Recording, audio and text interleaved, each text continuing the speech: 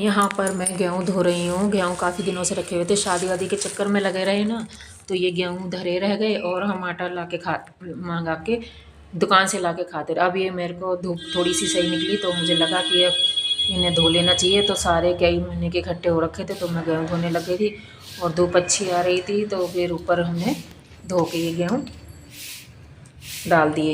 एक तो आराध्या भी बहुत परेशान करती है, कभी सारे गेहूँ इसने मैंने धो के रखे और ये सारे गेहूँ इसने यहाँ पर फैला दिए। अब मुझे पहले झाड़ू लगानी पड़ी, फिर मैंने चादर देखो ये फिर दोबारा से आ गई।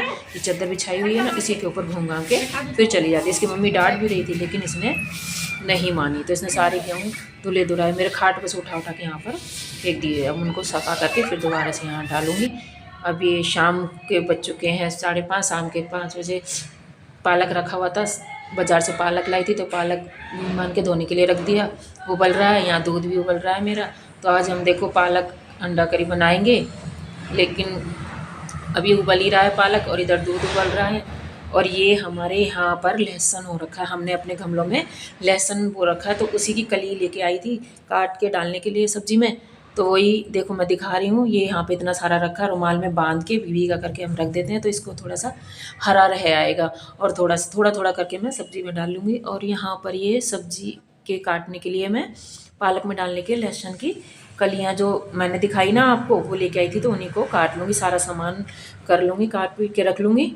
और यहाँ पर सब छौंक के, लेकिन मैंने अंडे भी नहीं उबाले, पालक उबाल दिया था। तो इतने में नितेश आ गया। नितेश ने बोला कि मैं खाना नहीं खाऊंगा, मैं अपनी ससुराल जा रहा हूँ। तो वो जाने लग गया, तो हम 2-3 लोग रह गए थे, मैं और ज्योति इसके पापा।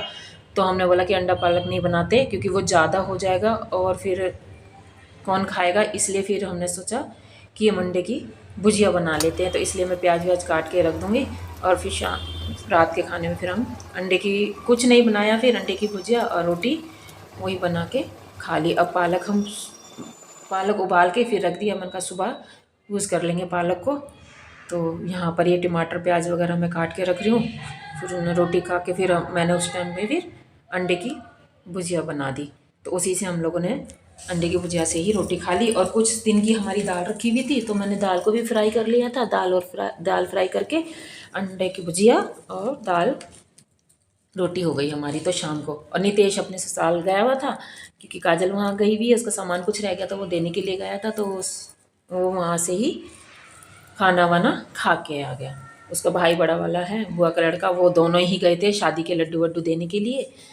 तो वहीं पर उसने खाना वाना खा के रात को तभी आया। तो हमने ये देखो मैंने सारा मिक्स करके और यहाँ पर अंडे की भुजिया,